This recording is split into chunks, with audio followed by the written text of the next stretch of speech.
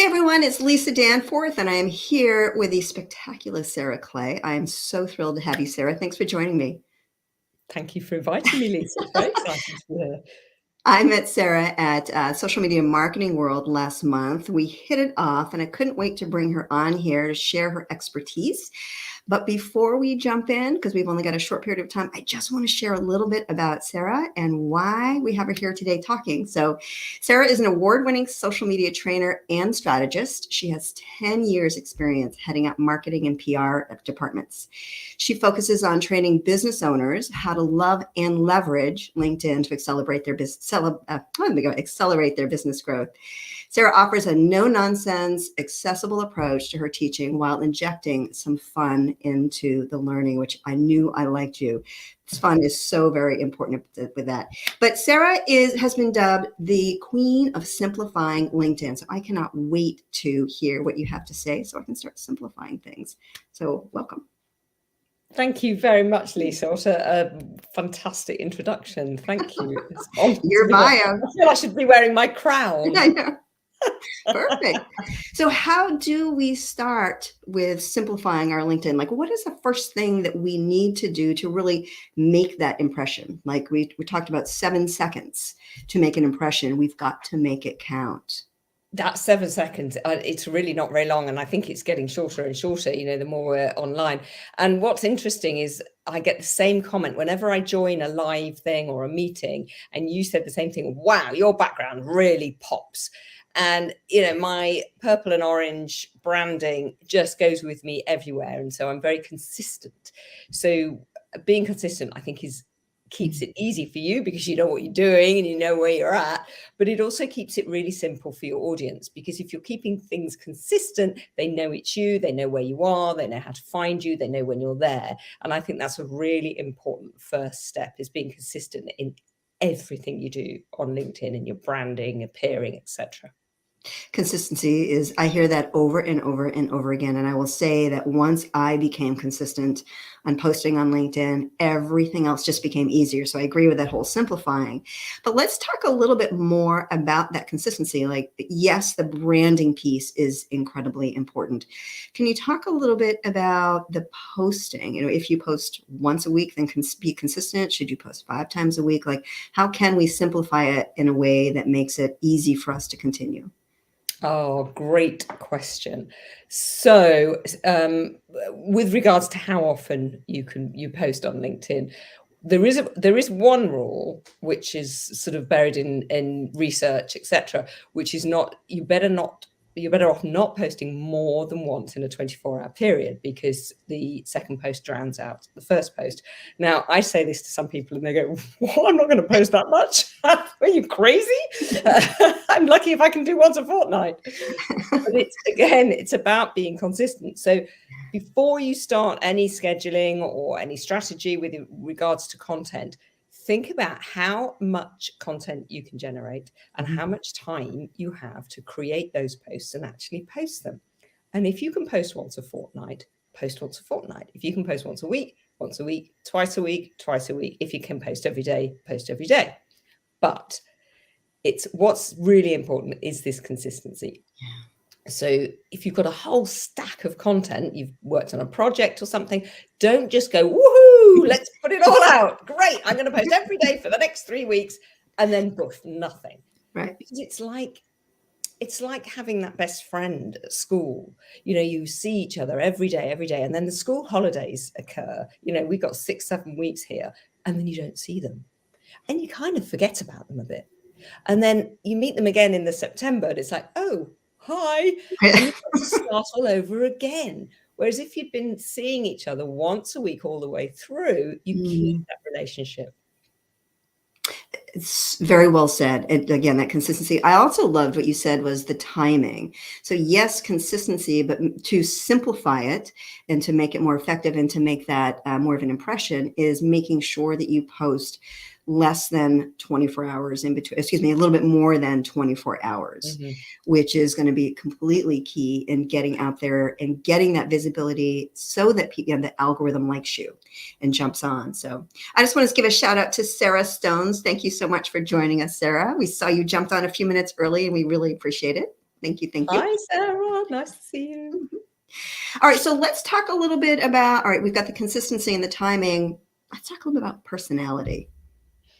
So this is really interesting. So LinkedIn started out, however many years ago, and it really was a place, chuck your CV and run away kind of thing, but it's changed massively.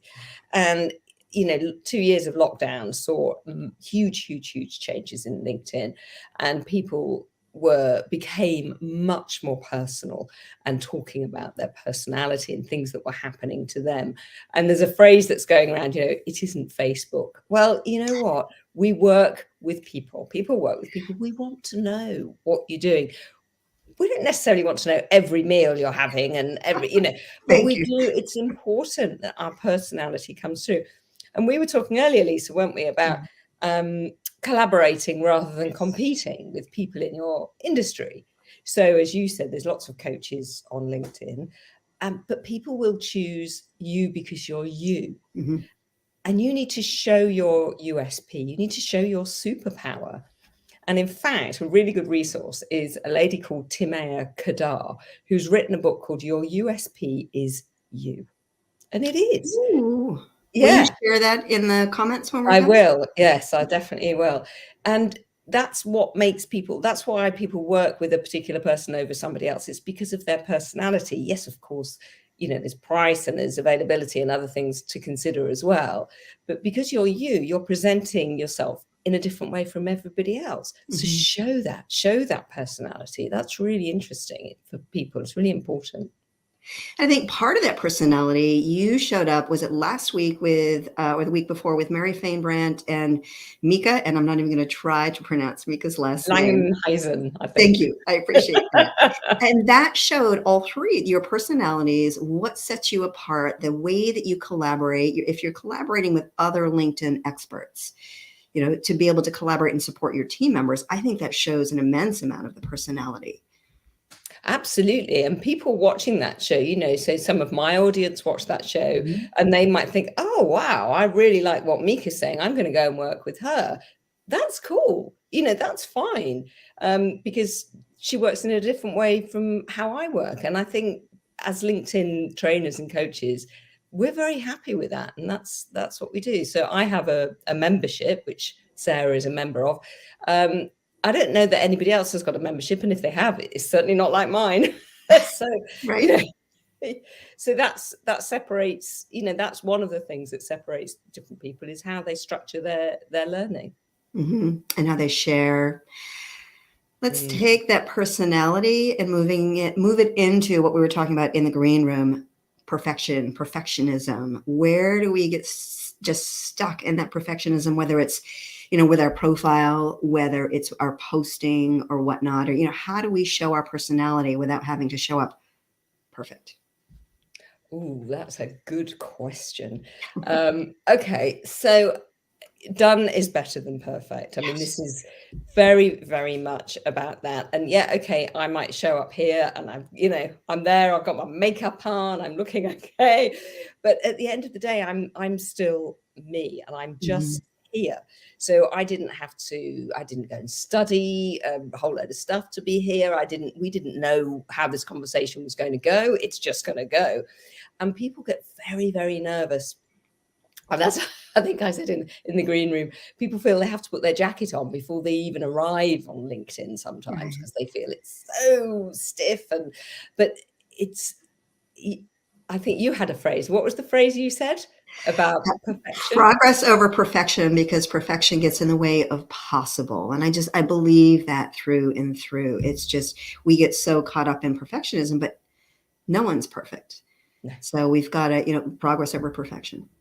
Absolutely. And I never forget the first video I posted on LinkedIn. It took me nearly all day to record. I was outside, I was inside, I was in front of my books, I was in front of my cupboard, and all of this. Putting the lipstick back on. Yeah, exactly. Before the orange wall was born. And it took me ages. And in the end, I just thought, I've just got to put something out there. Otherwise, I'm never going to do this. And the minute I put the first video out there, my confidence grew. And I just thought, the world's still here. I'm still here. I haven't had any horrible comments. let's do another one. And it's just grown from there. And it's so important just to get in there and do it. I want to talk a little bit about that visibility piece and the video, because I do believe that it's so important, and it is, it is a part of creating the impression. But I also just want to say, go back and look at Sarah's first few videos. If you go to her LinkedIn profile or YouTube page or whatever, and go look at I look at them and I'm like, oh, and I would delete them, but it's a part of the progress, right? It's a part of creating more of what we want. But can you talk a little bit about that, like you were saying with a video, if we're making an impression, if we've got 7 seconds and we're really establishing our brand, do you have a tip or a tool for that? Short, long, vibrant, subtle? Great, good question. In fact, I was working on a video today, just before I came on here with my video editor. And he said, oh, I'll do a lovely intro on it. I'll make you some lovely graphic-y thing. And I said, no, I don't want an intro. I'm straight in, because I've got 7 seconds. And if you're using up 5 of those 7 seconds with an intro, I'm going to lose people. They're not going to be interested.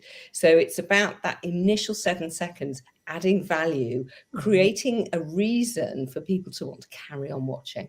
And it's the same with written posts as well. You've got to lead with something strong, with something powerful, so that people then want to read through and read the rest of the post. Otherwise, you'll lose them, because it's moving so fast now. LinkedIn's moving so fast. You've just got to capture that attention right at the beginning. So true. And delivering it all the way through. All right, so let's talk about some tips and some tools, if you're willing to share, for creating that impression, being consistent. Like if someone is posting, they're inconsistent, or they're doing well, but they want to up their game. How do they make more of an impression and really show their brand on LinkedIn, or really any platform? Yeah, absolutely. And in fact, my tips are, always about LinkedIn, but most of the things I talk about can be used across all other social media channels. So we were talking earlier about profiles, and so many people forget about their profile. It's like their website, forgetting their website, and they forget about it. So when you come into LinkedIn, you go straight to your feed, you'll post some content, you might engage with some other people's content, you might go to the search bar, whatever it is. But very few people take a lot of time to regularly look at their profile with somebody else's eyes. So it's really important. I would say at least once a month, sit down, look at that banner, look at everything as if you were a visitor to your page, or your profile rather, and just think, oh, is this right anymore? Am I saying that I'm running this program when I stopped running that months ago? Years ago. Yeah, exactly. Or oh gosh, I'm no longer working with those people anymore. I'm now working with a wider audience or a different audience. So it's very important that you do take a good look at your profile on a regular basis, especially your photo. This is true. I mean, how many of us have met someone and they don't look anything like the profile? I think that is a huge piece, and it doesn't have to, especially with today's phones, it doesn't have to be a professional photo. You can get a really great. In fact, I think my new profile photo was taken with an iPhone 13. The quality is absolutely amazing. I just want to throw this up here from Sarah Stone's. A colleague's intro was 30 seconds. No. 30 seconds. Sarah, did you watch it all? Most.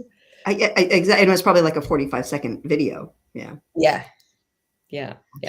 Well, I mean, we were talking in the green room. I am totally guilty of that. I just looked at my profile last week, and there was content in there that was not in alignment with what I'm doing. I get so focused on creating the content, putting it out there, and being consistent that I forget that the profile really is foundational. People are checking out who you are, who you work with, articles and whatnot. Absolutely. And, your banner, you can change your banner all the time. So I've got a 5-day content creation challenge coming up next week. So my banner says, join my content creation challenge. And that's what it says, because that's what I want people to do. And of course, when the challenge is over, I'll change it to something else.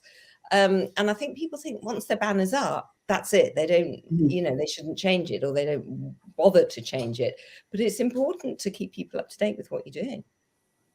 I would love if you're willing to talk a little bit about that banner, because I find it tough to like find the image and get everything placed. And should you have simple banners, like what, just give a little bit of a tip, because that is part of branding. It is part of creating the impact and catching attention. It's a huge part. And because I work a lot with creative people, it's important, and I'm creative myself, it's important for me that it looks good. Okay, I might talk about things that I see on banners that don't work. That may be an easy thing. One of the things I see is too much text. Mm-hmm. So I've got quite a lot of text in my banner at the moment. Normally it's more visual. A little bit of text is fine, but not too much. It's a visual aid. You know, you've got plenty of room for text in your about section. So don't put too much text in there. What else? I think people don't tell their story. Banners can be used to tell the most wonderful stories of who you are, what you're doing, and how you want to be positioned. So if you like speaking and you want to be a speaker, get a photo of you as a speaker in your banner, because people see it and they go, that person's a speaker. If you work with children, have a photo of you working with children, because then people will immediately know what you're about. If you've got a bricks and mortar business, have a geographical photo of a landmark or something like that. It's telling a story. It's telling people, this is where I live, this is where I am. And, you can be really, really clever with banners, but don't overcomplicate them. But yeah, I think it's a hard one because, as I say, visual, people often don't think visually. There are quite a lot of people on LinkedIn who all they do is create banners. So if you're struggling, pay somebody to create you a banner. Yeah. And check out Canva too. I think Canva has some good sort of examples that you could plop and get in there. I would love to back up a second and ask you, why is your banner, does it have more copy than it usually does? I'm wondering if it has to do with a promotion of something and actually utilizing that space. Absolutely, it is. It is utilizing the space to promote my challenge next week. And as I say, it's not loads of text, but it is there because that's one of the first things that people see is your banner along with your photo. So that's why I've used that. Maybe next week I'll go back to something else. Well, I will go back to something else, but because promoting your current offer on your banner is a great thing to do. I see a lot of people who have written books, and they're promoting their books in their banner. Brilliant, absolutely brilliant thing to do. I think it's really clever to do that. So no, I'm all up for that.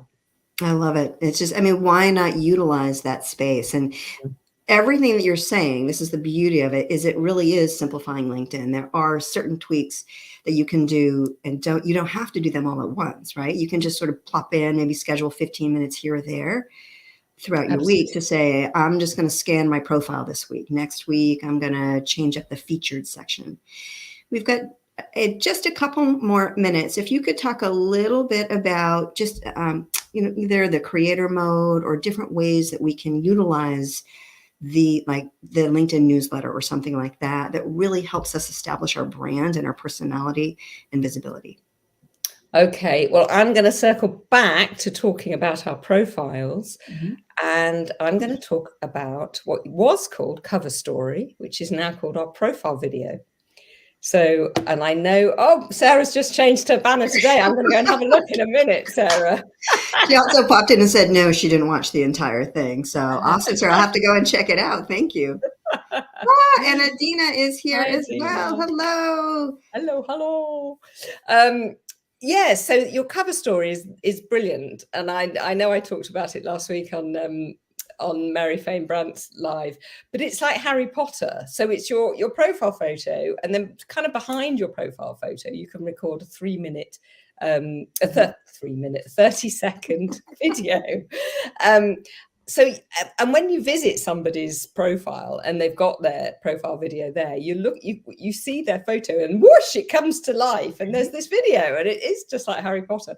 And it's 30 seconds. It's the most fantastic way to introduce yourself to your audience. It's absolutely brilliant. And you can say all kinds of things on there. You can introduce yourself, you can give tips and tricks, you can be funny, you can record some music, whatever it is that you want. Make sure that you use that cover story / profile video, because it's a really good way, as I say, to get to know people, or for them to get to know you. I'm going to follow Sarah's lead and go in and do my video today. I've updated my banner, but I keep saying I'm going to do the video. So that is just such a great sort of like little bow on the end of it, of really just those 30-second video will really help move things along. So it looks like we've been having a little bit of problem with connection issues. I'm sorry, Jay, but thank you so much for jumping on. I really appreciate it. I know LinkedIn sometimes sort of struggles with a live show. So thank you very much for holding on. So Sarah, do you have what is like one habit or one skill that you utilize that helps you live and lead a more sustainable life? Helps me lead a more sustainable life. Okay, so I'm not the best at this, I have to say, because I'm a bit of a workaholic. But I take one day off a week where I don't do anything. Yes. One day a week. Is either a Saturday or Sunday, depending how the weekend's falling. And it's been made such a difference to my life. And in fact, sometimes I might even take 2 days, but regenerating and coming back. And I'm always thinking of ideas, and something will happen. I think, oh, that'll make a post, or that'll make a good email for my, newsletter or whatever. But, I keep away from LinkedIn. I stay away, and I just do other stuff. And it's really, really helped me just focus, relax. And then I come back with extra vigor, which is amazing. So that's my one thing.